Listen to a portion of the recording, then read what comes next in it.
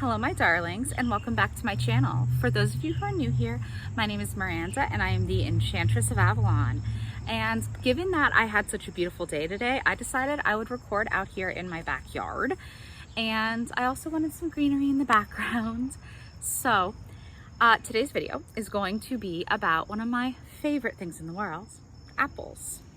Now we are specifically going to be discussing apple folklore and some of the magical uses of this divine fruit.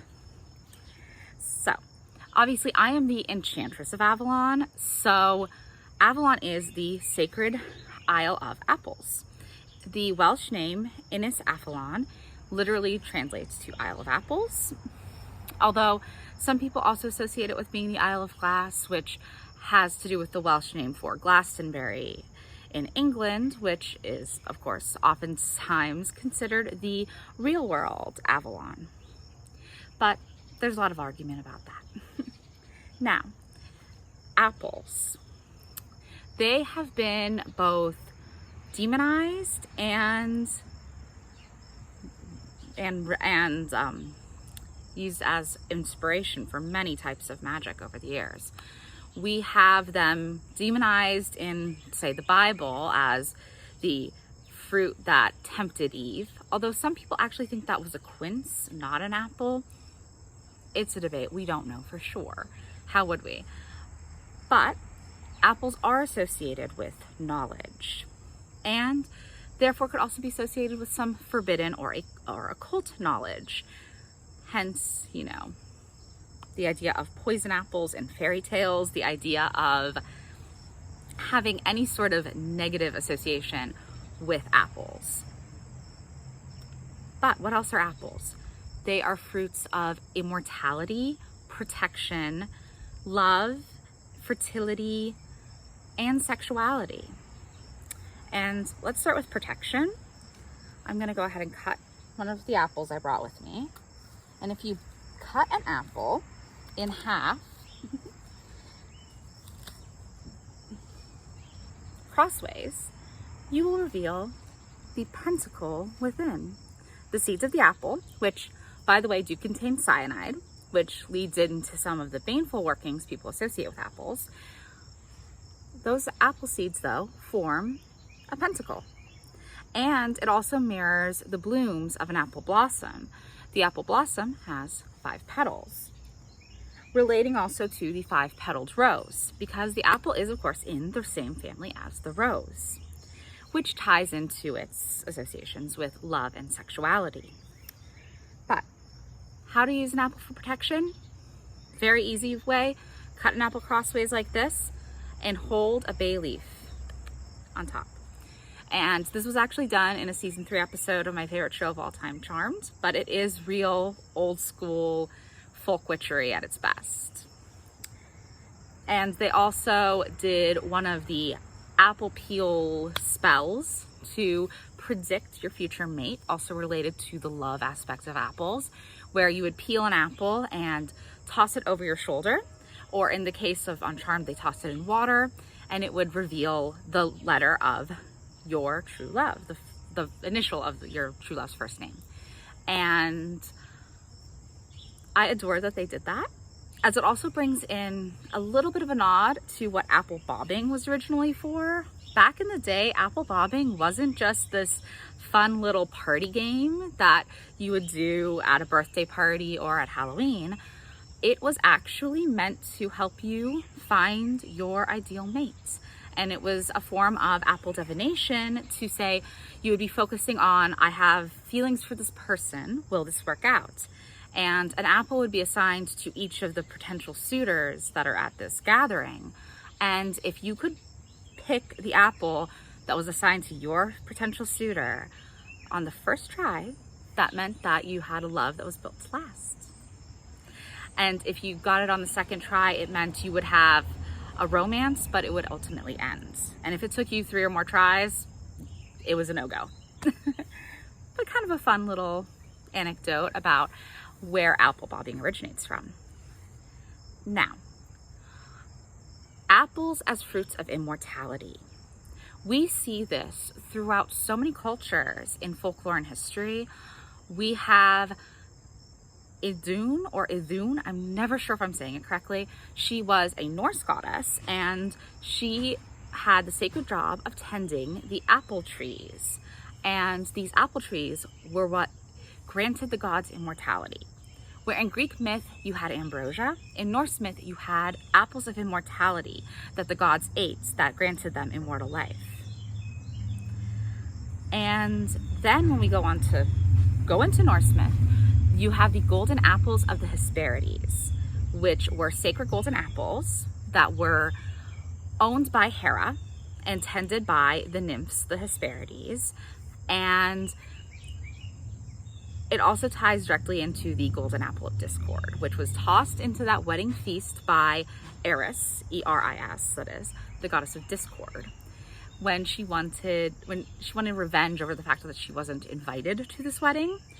And she said it was for the fairest of all the goddesses, which I think is really where Snow White gets the apples from later. And of course, 3 goddesses all thought they were the fairest: Hera, Athena, and Aphrodite. Zeus begged out of it and assigned the Prince Paris of Troy to make the decision. And his decision that day is what led to the Trojan War. Because ultimately, he chose Aphrodite, who had told him that she would make the most beautiful woman in the world fall in love with him.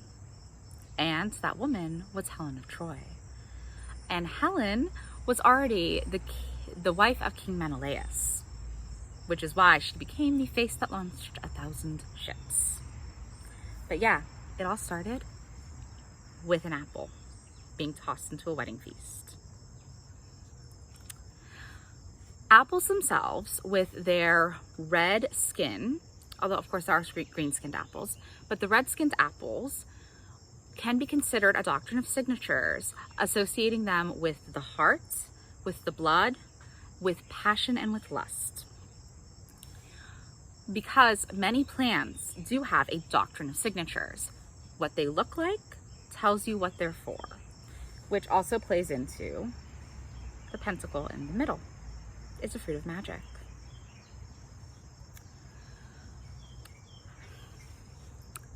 And particularly, apples are often associated with the female sexuality and with fertility.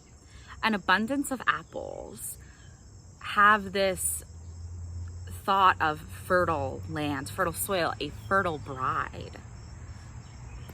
And actually, although Persephone is more associated with pomegranates, and it was pomegranate seeds that kept her bound to the underworld, pomegranate is often also called a Chinese apple, and the word pomme is French for apple. So there is a tie, even if it's not necessarily by the fact that the fruit are in the same family, but they are tied in that way. And they have very similar associations when it comes to fertility and sexuality. Fun, right? And the final thing I want to talk about with apples is bring it back to Avalon. Avalon incorporates all of these aspects of apples. There are the orchards of Avalon, which bear the fruit of apple trees all year round. Apples grow in abundance without need of ever being tended.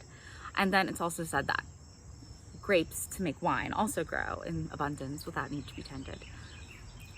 The orchards of Avalon, though, are very unique in that you can see trees with apples in all states at the same time. There are barren apple trees as if they were in winter. There are apple trees getting green for the spring and flowering. There are apple trees with ripe fruit falling. And you can see fruit falling and decaying all at once. The entire life cycle of the apple is contained within the orchard of Avalon at once, at all times, proving the liminality of the sacred fairy islands of Avalon. And there's that passage in Geoffrey of Monmouth's Vita Merlini that states that humans who live on Avalon can live for hundreds of years, proving apples and their associations with immortality. These beautiful and sacred fruits are most abundant at this time of year. We can use them in all sorts of ways, from making apple pies, which if you want a magical talk about apple pies, I suggest reading the Practical Magic book series, because in Magic Lessons and then later in Book of Magic, there is a very special apple pie that Maria used to bake to bring her lost daughter home to her. And the flesh of the apple, when cut and put into this magical pie, would turn bright red, showing the maternal love Maria had for her daughter. And that associates apples with all types of love, and I just adore that particular apple pie. And we can also press them to make cider, which is one of my favorite autumnal drinks. I love apple cider, especially heated up. It's really delicious. And we also can use them in spell workings, as I've been talking about, whether it's for protection magic, love magic, sex rituals, or candle magic. One of my favorite things to do with an apple is to cut the top part of the core out so that I can insert a candle. You can carve any sort of intentions into the candle, dress it with oils and herbs, and securely place it inside the apple, place it upon an altar and light it and let it burn down.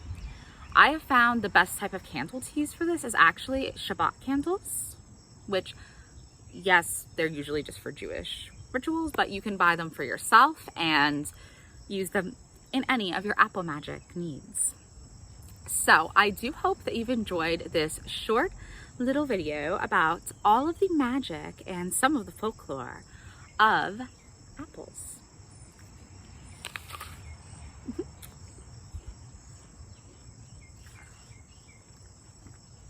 So delicious. If you have liked this, please do like, comment, subscribe, and check out my blog, whiteroseofavalon.life, for even more content. As always, I will link in the description box below some of my posts relating to apples, and including a bunch of poems I wrote about how important apples are. I hope you have a very wonderful week, everyone, and a magical Monday. Bye now.